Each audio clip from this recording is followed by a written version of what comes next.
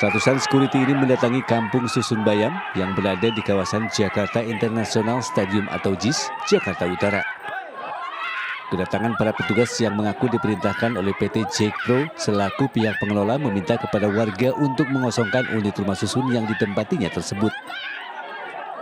Warga yang menolak pun akhirnya bersitegang dengan pihak security hingga terjadi aksi dorong-dorongan di lorong rumah susun Kampung Bayam. Sementara itu, salah satu warga Kampung Bayam bernama Dia mengatakan kedatangan ratusan security ini terjadi secara tiba-tiba.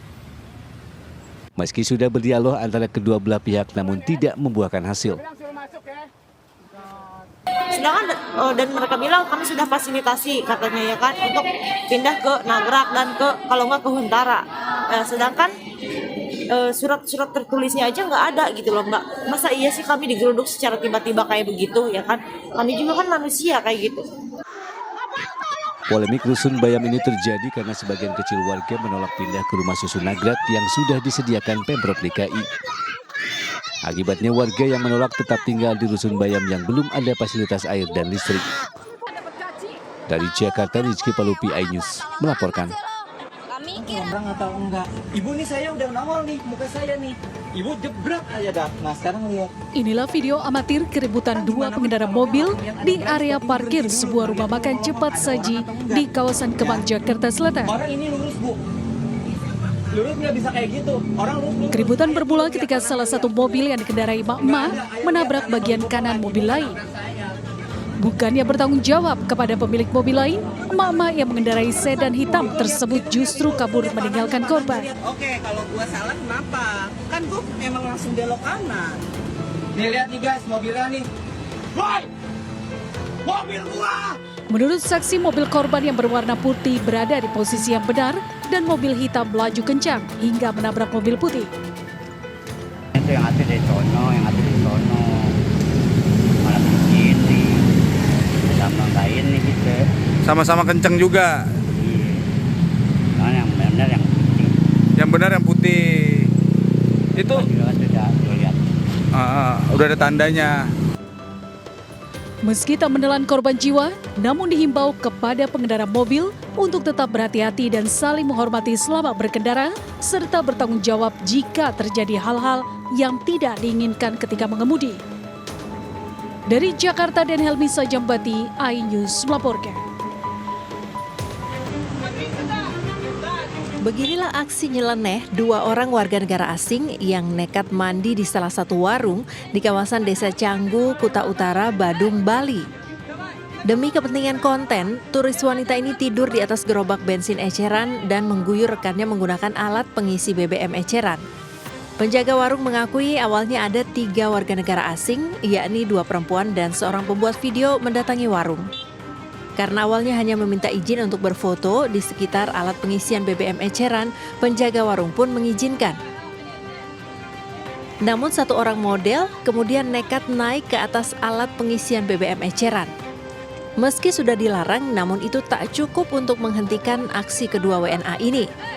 Penjaga warung menyebut selang mesin BBM eceran masih terkunci dan tidak terhubung dengan tangki minyak hingga kedua WNA menggunakan air untuk aksi nekatnya itu. Itu minta izin enggak sebelumnya? Ya minta izinnya cuma mau foto gitu. Kalau cuma mau foto kan yang bule-bule yang lain kan ada foto, nggak apa-apa kalau cuma foto itu. Ulah nyeleneh WNA di Bali ini pun mendapat sorotan dari Menparekraf Sandiaga Salahuddin Uno. Sandiaga menyebut semestinya konten-konten tak pantas yang hanya dibuat untuk mencari perhatian harus ditertibkan. Selain tidak mencerminkan budaya Bali, penertiban harus dilakukan untuk tetap menjaga pariwisata Bali berkualitas. Dan perilaku-perilaku nyeleneh seperti ini harus sama-sama kita awasi dan tidak menjadi sesuatu yang diselebrasi. Karena kalau diselebrasi terus jadi konten jutaan orang yang nonton, dia jadi tenar, ini akan memicu perilaku-perilaku yang salah. Sandiaga mengatakan pihaknya terus mencari informasi dan data kedua WNA tersebut. Melalui penertiban yang dilakukan pihak terkait, diharapkan bisa meminimalisir aksi nyeleneh yang dilakukan wisatawan asing di Bali. Dari Badung, Bali, Bagus Alit, iNews melaporkan. Pemirsa, mantan anggota 3 Badan Pemeriksa Keuangan BPK Ahsanul Kossasi dituntut 5 tahun penjara dengan denda sebesar 500 juta rupiah. Jaksa meyakini Kossasi terbukti menerima uang senilai 40 miliar rupiah terkait kasus korupsi proyek Tower BTS 4G Bakti Kominfo.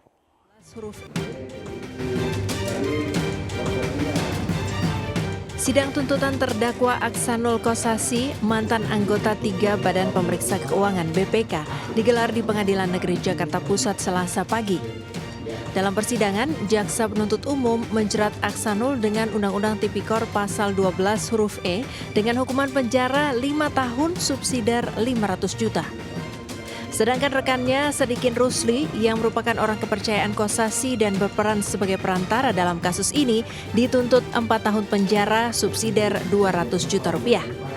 Mantan anggota 3 BPK Ahsanul Kossasi didakwa menerima suap senilai 40 miliar rupiah untuk memberikan hasil wajar tanpa pengecualian dalam proyek pembangunan BTS 4G Bakti Kominfo. Kalau kami dari pihak penasihat hukum berpendapat sama sekali sebenarnya tidak ada fakta yang mendukung pasal 12 huruf E itu. Dan bahkan yang pada saat itu diperiksa sebagai saksi, Pak Anang Latif juga mengatakan bahwa tidak ada pemaksaan terhadap pemberian uang yang 40 miliar. Nantilah kita akan lihat di dalam pembelaan kita akan mengurai, kami akan mengurai mengenai seluruh unsur yang ada di dalam 12 huruf E yang tadi sudah dibacakan oleh penuntut umum. Kuasa hukum Kossasi akan mengajukan pledoi dengan klaim pasal yang diterapkan tidak berdasarkan fakta yang ada. Dari Jakarta, Ismalia Oki Mahendra, iNews melaporkan. Pemirsa, setelah resmi mendaftar sebagai bakal calon gubernur Sumatera Utara melalui Partai Gerindra, Bobi Nasution kembali mengambil formulir di sejumlah partai, baik yang merupakan Koalisi Indonesia Maju maupun partai di luar koalisi.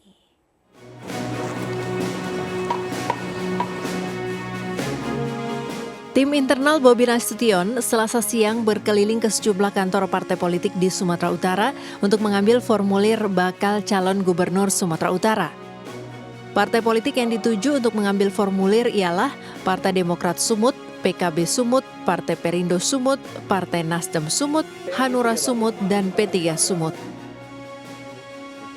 Pengambilan formulir ke sejumlah partai dilakukan tim Bobi setelah 1 hari sebelumnya Bobi secara resmi mendaftar sebagai bakal calon gubernur Sumut melalui Partai Gerindra.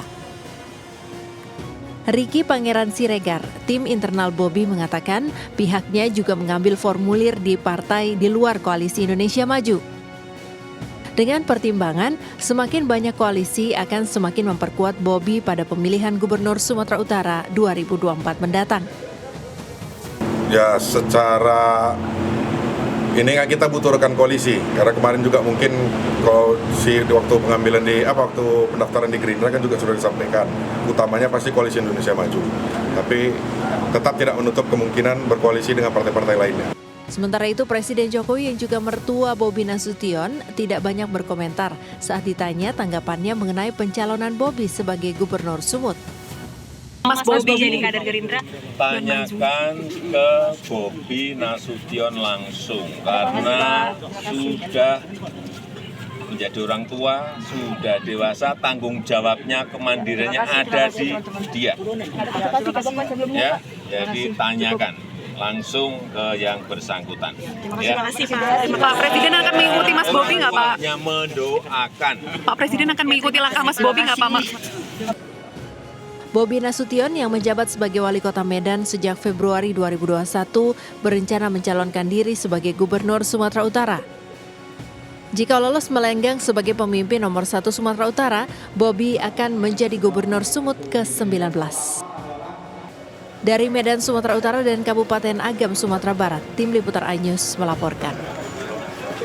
DPD PSI Tangerang Selatan merekomendasikan Ketua Umumnya Kaisang Pangarep maju sebagai bakal calon wali kota Tangerang Selatan melawan duet calon petahana Benyamin Daphni dan Pilar Saga Ihsan. Sosok Kaisang dipilih karena dianggap mampu membawa perubahan pembangunan di Tangerang Selatan.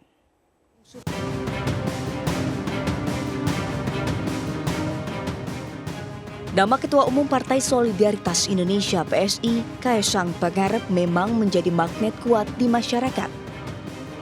Namanya pun digadang-gadang maju ke ajang Pilwakot Tangerang Selatan. Putra bungsu Presiden Jokowi ini disebut-sebut bisa menjadi lawan kuat calon petahana Benyamin Davni Pilar Saga Ihsan dalam Pilwakot Tangsel 2024.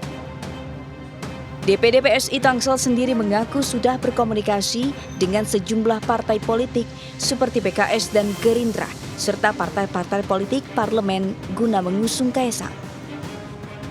Sekretaris DPD PSI Tangsel Steven Johnson mengatakan sosok Kaesang dipilih karena bisa dan mampu untuk membawa perubahan di Tangerang Selatan. Untuk Mas Kaesang bisa maju di Tangerang Selatan, dan itu sudah kami sampaikan kepada Mas Ketum sendiri. Dan kembali lagi kami serahkan keputusannya kepada Mas Ketum. Beliau menjawab dengan senyuman. Nanti kita lihat saja, tentunya kita tampung semua masukan-masukan dari masyarakat. Seperti diketahui dalam Pilwakot Tangsel 2024, baru ada duet calon petahana Benyamin Davni dan Pilar Saga Ihsan yang menyatakan diri kembali menyalonkan untuk kembali memimpin Tangerang Selatan. Dari Tangerang Selatan, Banten, Nunung Purnomo, iNews melaporkan. Wali Kota Makassar Muhammad Ramdan Pomanto mendatangi kantor DPD PDI Perjuangan Sulawesi Selatan guna menyerahkan formulir pendaftaran bakal calon gubernur. Wali Kota Makassar 2 periode tersebut optimis mendapat dukungan PDI Perjuangan serta partai lainnya.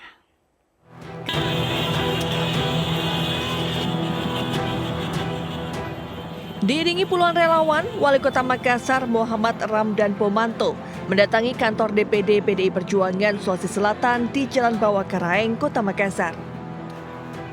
Kedatangan pria yang akrab disapa Dani Pomanto untuk mengembalikan formulir pendaftaran bakal calon gubernur disambut jajaran pengurus DPD PDI Perjuangan Sulawesi Selatan. Sebelumnya, formulir pendaftaran telah diambil oleh tim LO. Dani Pomanto merupakan orang pertama yang mengembalikan formulir pendaftaran di PDI Perjuangan. Sebagai kader partai dan Wali Kota Makassar selama 2 periode, Dani Pomanto optimis mendapat dukungan untuk maju sebagai bakal calon gubernur Sulawesi Selatan. Menyatakan keseriusan untuk maju jadi calon gubernur Sulawesi Selatan. Amin. Amin. Amin. Sebagai kader PDI Perjuangan, tentunya saya menginginkan dukungan dari partai saya untuk kemudian mendapat dukungan koalisi untuk bersama-sama memenangkan pertarungan di pilkada dan membangun 5 tahun Sulawesi Selatan. Selain PDI Perjuangan, Dani akan mengembalikan pula formulir pendaftaran bakal calon gubernur ke partai lainnya, diantaranya Demokrat dan Hanura. Dani membutuhkan dukungan dari partai lain untuk maju dalam kontestasi Pilgub Sulawesi Selatan 2024. Pasalnya, PDI Perjuangan hanya memperoleh 6 kursi di DPRD, sehingga membutuhkan minimal 11 kursi lagi guna memenuhi syarat dukungan 17 kursi DPRD Sulawesi Selatan. Dari Makassar, Sulawesi Selatan, Leo Muhammad Nur, iNews melaporkan. Saat Presiden Jokowi buka suara usai PDIP tidak mengundang dirinya dalam agenda Rapat Kerja Nasional 5 di Ancol 24 Mei mendatang. Menurut Jokowi, tanyakan langsung pada PDIP selaku penyelenggara acara.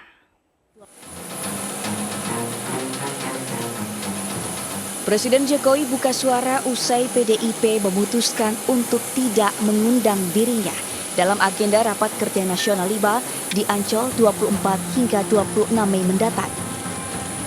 Jokowi menjawab kepada awak media untuk menanyakan langsung hal itu kepada PDIP selaku penyelenggara acara. Soal politik Pak, kemarin Bapak nggak diundang ke Rakernas PDIP, bagaimana Pak? Bagaimana? Tanyakan kamu jangan saya. Sementara itu, meski tidak diundang ke Rakernas, pertemuan Jokowi dan Puan Maharani di Forum Air Sedunia ke-10 di Bali Minggu kemarin menyorot perhatian. Keduanya terlihat akrab dan bersalaman.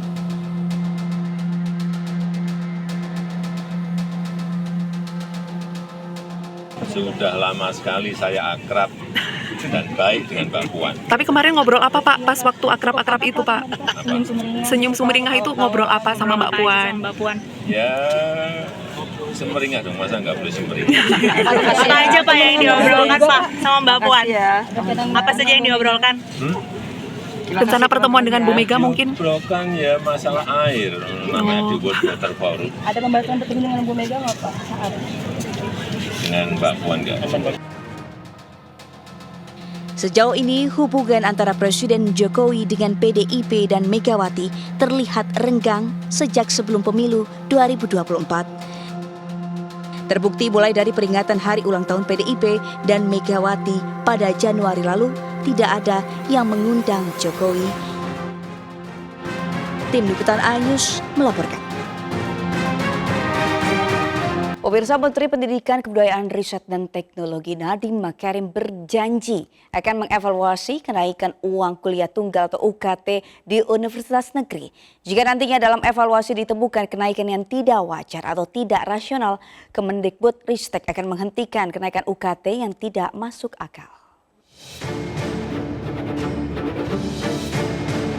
Dalam rapat kerja bersama dengan Komisi 10 Selasa pagi, Menteri Pendidikan, Kebudayaan, Riset, dan Teknologi Nadiem Makarim memberikan sejumlah penjelasan terkait kenaikan uang kuliah tunggal di universitas negeri. Nadiem Makarim dan kementeriannya berjanji akan melakukan evaluasi kenaikan uang kuliah tunggal di universitas negeri. Jika nantinya dalam evaluasi tersebut ditemukan bahwa lompatan kenaikan UKT tidak wajar dan tidak rasional, maka UKT tersebut akan ditangguhkan atau dibatalkan. Nadiem juga meminta seluruh perguruan tinggi dan prodi untuk melakukan lompatan kenaikan yang masuk akal, wajar, dan tidak terburu-buru. UKT itu selalu berjenjang. Apa artinya berjenjang? Artinya bagi mahasiswa yang punya keluarga lebih mampu, mereka membayar lebih banyak, dan mahasiswa yang tidak mampu, dia membayar lebih sedikit. Kalaupun ada kenaikan harga, bahkan untuk tingkat atau tingkat ekonomi yang lebih tinggi, bahwa peningkatan itu rasional. Beberapa hari terakhir, kenaikan uang kuliah tunggal di sejumlah universitas negeri menjadi bahan perbincangan kalangan mahasiswa dan orang tua karena dinilai memberatkan dengan kenaikan yang tidak masuk akal. Hal ini juga menimbulkan penolakan dari kelompok mahasiswa seluruh Indonesia. Dari Jakarta, Stephen Patinama dan di Bernadi, Irian Syah Wahyudi, iNews melaporkan. Pemirsa, belasan juru parkir diamankan saat petugas gabungan menggelar razia juru parkir di sejumlah wilayah di Jakarta Timur. Sejumlah juru parkir berusaha mengelabui petugas dengan berpura-pura buang air di kamar mandi minimarket, mengaku sebagai pedagang kaki lima.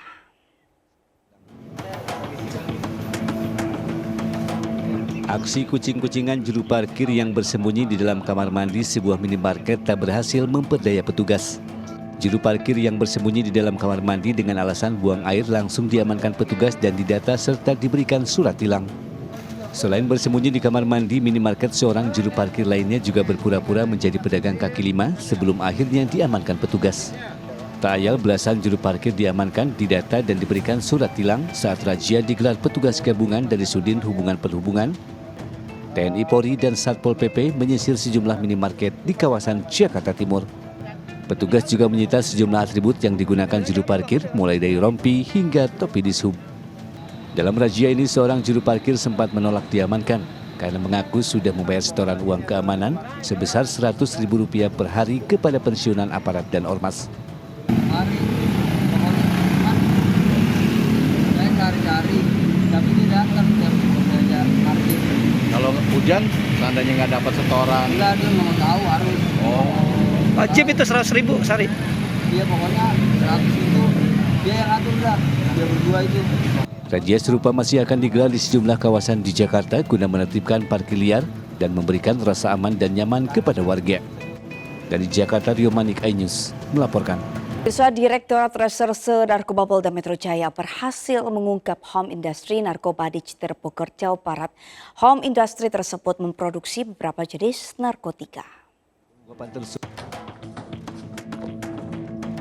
Direktorat Narkoba Polda Metro Jaya mengungkap kasus home industri narkoba jenis tablet paracetamol, kafein, dan kalisprodol.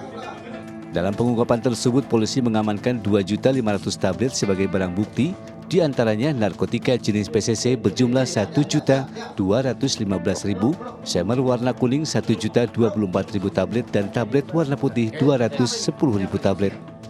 Barang haram tersebut diungkap dari sebuah rumah industri narkotika tanpa izin edar dari BPOM RI yang terletak di Kampung Legok Krati, Desa Tajur. Kembali dari Kasubdit 3 dan tim, Direktorat Narkoba Polda Metro Jaya berhasil mengungkap home industry, yaitu yang membuat PCC maupun heximer, yang kesemuanya adalah termasuk PCC adalah narkotika golongan 1 dan heximer yaitu termasuk dalam obat-obat keras. Dalam kasus ini polisi menangkap tersangka berinisial MH, sementara tersangka lainnya berinisial S masih DPO. Tersangka dijerat pasal berlapis dengan ancaman hukuman maksimal seumur hidup atau 20 tahun penjara. Tim Liputan iNews melaporkan. Pemirsa, suami Dinar Kendi Afandi Susilo alias Ko Apex ditetapkan sebagai tersangka kasus pemalsuan dokumen kapal dan penggelapan dalam jabatan kepala cabang PT SBS di Jambi. Pasca ditetapkan sebagai tersangka, Ko Apex mangkir saat dipanggil polisi untuk menjalani pemeriksaan. Suami DJ Dinar Kendi Afandi Susilo alias Ko Apek resmi ditetapkan sebagai tersangka oleh Ditreskrim Polda Jambi. Ko Apek yang dikenal sebagai pengusaha kapal tongkang di Jambi ditetapkan sebagai tersangka setelah menjalani pemeriksaan sebagai terlapor. Saat mendatangi Mapolda Jambi, Ko Apek terus menghindar dari kejaran awak media. Pengawal Ko Apek menghalangi wartawan yang mencoba meminta konfirmasi kasus yang melibatkan dirinya. Sebelumnya, Ko Apek dilaporkan ke Polda Jambi pada April lalu oleh seorang berinisial A dari PT SBS atas dugaan pemalsuan surat atau dokumen serta penggelapan jabatan. Pelapor memperkirakan kerugian yang dialaminya mencapai 31 miliar lebih.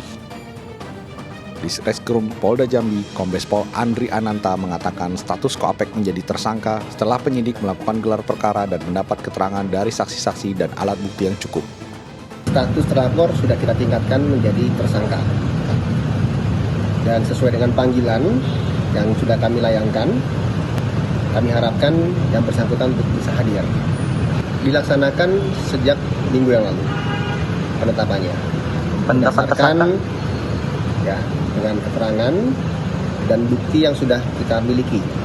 Terhadap kasus pertama adalah penggelapan dalam jabatan 374 dan juga pemalsuan dokumen. Setelah ditetapkan sebagai tersangka, Ko Apek yang dijadwalkan menjalankan pemeriksaan Selasa kemarin mangkir dari pemanggilan. Dari Jambi, Adrianus Susandra, iNews melaporkan. Peristiwa pembunuhan terhadap Vida dan Eki di Cirebon, Jawa Barat terus menjadi sorotan publik. Warga sekitar mengaku petugas kepolisian yang datang ke lokasi dengan cepat mengamankan sejumlah pelaku di sepanjang Jalan Perjuangan, Kota Cirebon.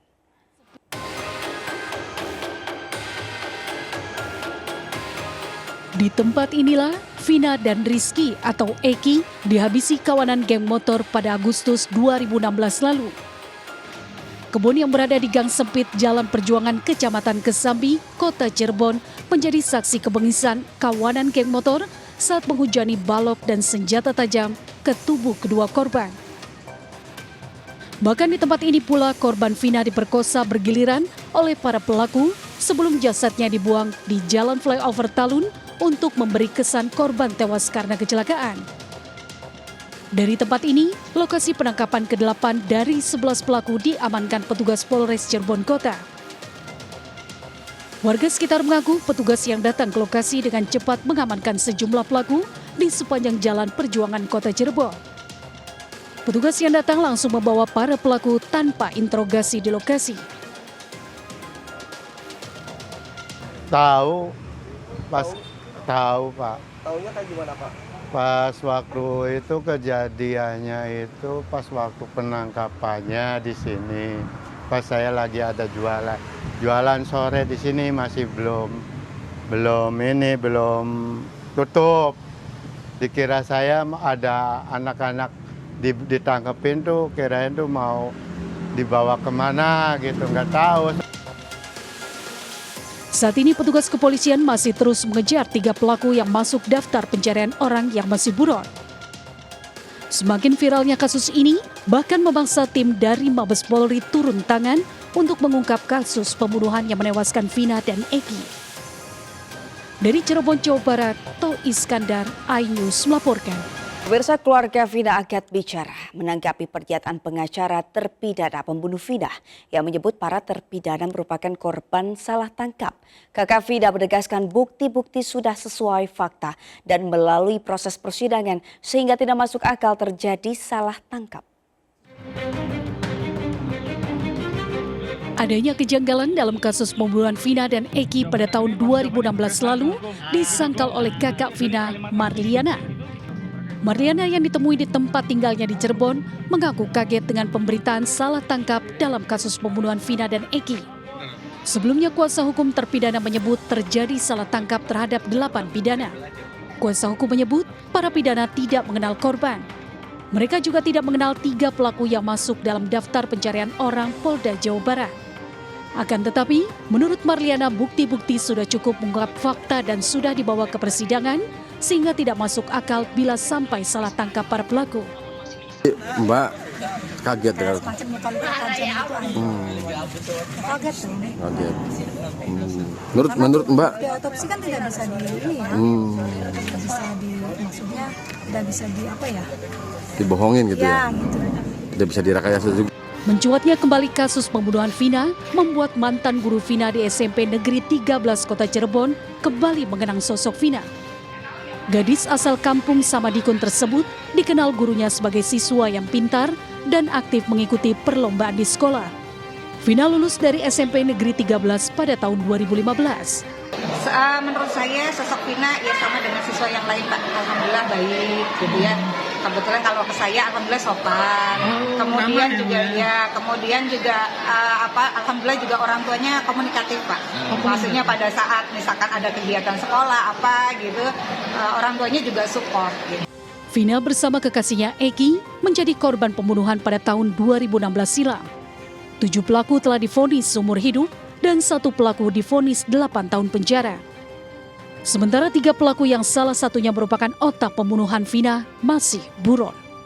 Dari Cirebon, Jawa Barat, To Iskandar, iNews melaporkan. Pemirsa, lagi-lagi viral di media sosial, seorang ibu yang hendak melahirkan terpaksa ditandu sejauh 13 km akibat buruknya jalan penghubung di Polewali Mandar, Sulawesi Barat.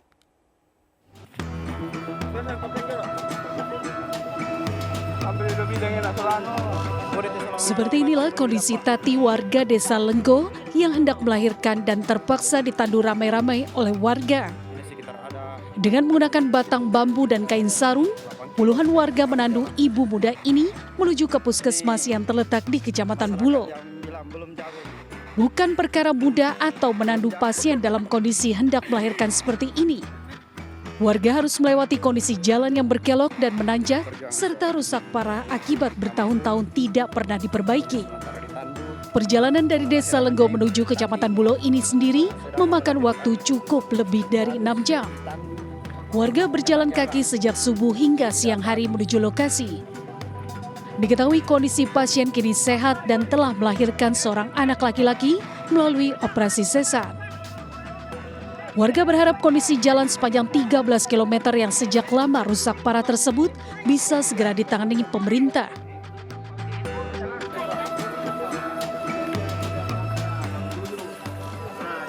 Kapolres Palopo AKBP Syafi'i Nafsikin terlibat langsung menandu ibu bersalin asal Desa Panggi, Kecamatan Latimojong, Kabupaten Luwu, Sulawesi Selatan. Ibu tersebut terpaksa dirujuk ke rumah sakit menggunakan tandu seadanya karena desa mereka hingga saat ini masih terisolir akibat bencana banjir dan longsor pada Jumat beberapa waktu lalu. Warga dan petugas kepolisian bergantian menandu melewati jalan terjal dan licin, naik turun gunung, melintasi lumpur bekas longsor dan menutup badan jalan. Tim Bayangkara Trail Polres Palopo yang tengah menyalurkan bantuan ke desa tersebut menemukan ibu bersalin sehingga pihaknya memutuskan mengevakuasi dengan cara ditandu ke rumah sakit. Tim Liputan iNews melaporkan. Pemirsa, salah satu pelayanan yang sangat penting untuk kenyamanan jemaah calon haji adalah catering. Tidak sekadar melayani kebutuhan konsumsi jemaah, jasa catering juga dituntut menyajikan menu yang sehat tetapi dengan cita rasa Indonesia. Seperti apa kesibukan di dapur penyedia jasa catering haji? Berikut liputannya.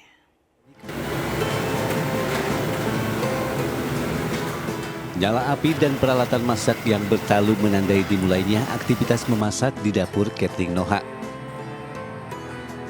Semur ayam, sambal goreng kentang, orek tempe, dan bermacam menu lainnya setiap hari dimasak untuk melayani kebutuhan konsumsi jemaah haji asal Indonesia. Sekali masak menghabiskan 1,8 ton beras, 700 ekor ayam, dan 2 kuintal bumbu dapur untuk 3.000 porsi jemaah haji atau 9.000 porsi untuk 3 kali makan dalam satu hari. Adalah Herman, lelaki paruh baya asal Bangka Belitung yang menjadi sosok di balik cita rasa Nusantara menu makanan jemaah haji Indonesia. Untuk menjaga cita rasa Nusantara, bumbu diimpor langsung dari Indonesia hingga 1 kontainer. Bahkan Herman tidak segan-segan membawa koki dari Indonesia untuk menjaga cita rasa lokal. Yang kita dapat dari jemaah Indonesia memuaskan pelayanannya dari dapur Noha. Terus punya rasa Indonesia banget katanya. Sebelum menekuni kebutuhan jemaah haji Indonesia sejak tahun 2017, Herman merintis karir menjadi koki di restoran Thailand sejak tahun 2000. Demi kecintaan terhadap sang istri, ia memberi nama usaha catering Noha, singkatan dari Nur dan Herman. Catering Noha sudah mendapat sertifikasi dari Kementerian Haji Arab Saudi dan Panitia Penyelenggara Ibadah Haji Arab Saudi Indonesia. Dari Madinah, Arab Saudi, Suhud Nur Fadli, iNews melaporkan. Pemirsa, alat penanak nasi atau rice cooker hingga alat pemanas air disita dari tas bawaan jemaah calon haji asal Pasuruan, Jawa Timur. Selain itu, barang-barang seperti gunting, pisau, dan benda tajam lainnya juga disita. Barang-barang tersebut disita karena dinilai tidak memiliki keterkaitan dengan ibadah haji.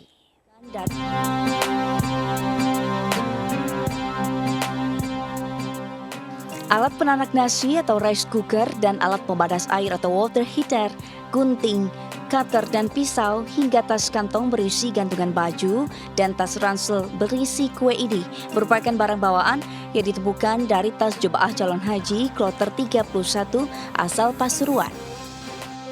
Seluruh barang tersebut disita petugas penyelenggara ibadah haji PPIH Embarkasi Surabaya di Asrama Haji Sukolilo karena dinilai tidak memiliki keterkaitan dengan ibadah haji.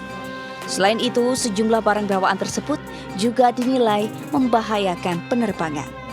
Barang bawaan tersebut ditemukan petugas saat pemeriksaan di mesin X-ray petugas kepabeanan.